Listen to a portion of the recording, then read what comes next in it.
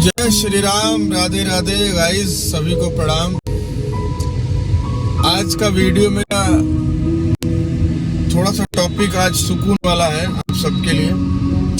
आज हम लोग बात करेंगे जिंदगी के बारे में कि आखिर जीवन क्या है, क्यों इंसान इतना परेशान है, क्यों एक पढ़ा लिखा आदमी भी सुसाइड कर ले रहा है, क्यों बेटा अपने पिता की इज्जत नहीं कर रहा है। मतलब रिश्ते टूट के बिखर जैसे लग रहा है, समाज हो चुका है। गाइस देखिए, हमें कई जन्मों के पुण्य कर्मों के बाद ये जीवन मिलता है। और आपको बता दें कि लोग कहते हैं 84 लाख योनियां होती हैं और हम बड़े पुण्य कर्म, बहुत ज्यादा पुण्य कर्म जब किए होते हैं, मतलब अच्छा कर्म होता है, तो हमें मानव योनि मिलती है। क्योंकि मानव योनि ही एक ऐसी योनि है, इंसान ही एक ऐसा चीज है जो कि भगवान का नाम ले सकता है, किसी के सुख दुख को समझ सकता है, एहसासों को समझ सकता है, भावनाओं को समझ सकता है। आज के डेट में समस्या क्या हो गई है कि ठीक है, अर्थ प्रधान देश है, पैसा कमाना जरूरी है, पैसा कमाइए। बिना पैसे के सुबह नहीं होगी, सुबह होगी तो ब्रश करेंगे, मंजन करेंगे, पैसा चाहिए। लेकिन पैसे के लिए रिश्तों को तोड़ देना, समाज को छोड़ देना, भावनाओं के साथ खेलना, बेईमानी करना।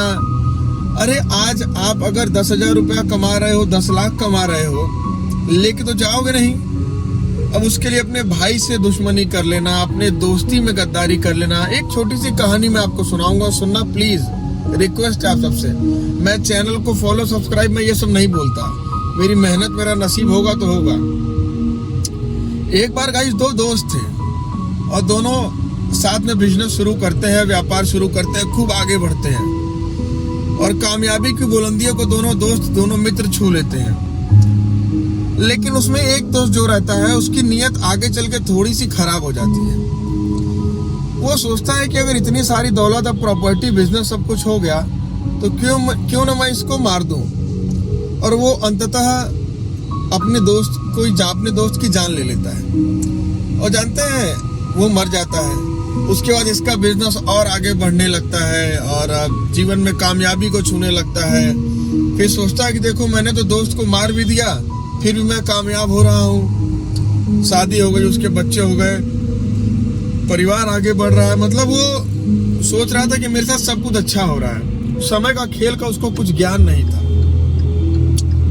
लेकिन मैं आपको बताऊं कि जब फिर वो आगे बढ़ने लगा, उसका बेटा बड़ा हुआ, क्लास 12 तक सब कुछ ठीक था, कक्षा 12वीं उसके बेटे ने पास किया। फिर उसकी पढ़ाई के लिए उसके पिता ने उसको बाहर भेज दिया, अमेरिका, लंदन, पेरिस, जहां भेजना था भेज दिया। फिर गुरु देखिए, समय और कहानी यही मोड़ लेती है। फिर क्या हुआ कि उसके बेटे की अचानक तबीयत खराब होना शुरू हुई, इलाज चालू हुआ, इलाज में पैसा रुपया लगने लगा, ढेर सारी दौलत लगने लगी। उसने जो अपने दोस्त को मार के प्रॉपर्टी और संपत्ति बनाई थी, वो सारी बिकना शुरू हो गई। सारा नगद पैसा रखा हुआ खत्म हो गया बच्चे के इलाज में। संपत्तियां, होटल, कल कारखाने जो उसने बनाए थे, सब कुछ बिकना चालू हो गए। उसका बेटा सही नहीं हो रहा है। उसके बाद स्थिति ये आई कि जितना वो इंसान आगे बढ़ा था अपने मित्र के साथ बेईमानी करके, उससे ज्यादा वो इंसान अपने बेटे के इलाज में कर्ज में होने लगा। मतलब संपत्ति तो बिक गई, नगद गया, उल्टा और वो और कर्जे में हो गया। और जब वो अपने बेटे के पास जाता है, उसके सर को अपने गोद में रखता है, वो कहता है, बेटा मैं सारा उपाय कर लिया, मैं तुम्हें बचा नहीं पा रहा हूँ, सारी दौलत, सारी संपत्ति चली गई। तो उस बेटे के अंदर जो आत्मा थी वो उसके दोस्त की थी। तो आवाज आती है कि परेशान मत हो मित्र, मैं तुम्हारे पुत्र के रूप में, मैं तुम्हारा वही मित्र हूँ जिसकी संपत्ति को हड़पने के लिए तुमने मुझे जान से मार दिया था। और ये सुनकर वो इंसान के पैर के नीचे से जमीन खिसक जाती है। वो जीते जी अपने आप को मरा हुआ महसूस करने लगता है। इसीलिए दोस्तों, जीवन में कभी भी धन के लिए, क्योंकि धन हमेशा के लिए नहीं है। धीरूभाई अंबानी के पास इतनी संपत्ति नहीं थी जितना मुकेश अंबानी के पास है, और इसकी कोई गारंटी नहीं है कि आगे आकाश और अनंत अंबानी के पास इससे ज्यादा होगा या उनकी स्थिति खराब हो जाएगी। तो किसी को कुछ नहीं पता है। तो पैसे के लिए, धन के लिए महाराज कभी किसी के साथ जीवन में गलत मत करिए। जीवन मिला है, भगवान का नाप लीजिए, रिश्तों को अच्छे से निभाइए। अगर आपका थोड़ा सा लेके आपका छोटा भाई खुश है तो उसको दे दीजिए।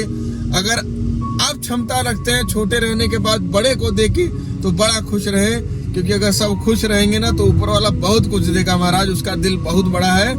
और जीवन में मित्रों, पैसे के लिए कभी किसी के साथ गलत मत करिएगा। अगर आप किसी के साथ गलत करेंगे तो आपके साथ गलत होना तय है। कोई धर्म, कोई पूजा पाठ, कोई हवन, कोई यज्ञ आपको बचा नहीं सकता आपके किए हुए पाप से, क्योंकि कर्म हमेशा वापस आते हैं। राधे राधे, जय श्री राम।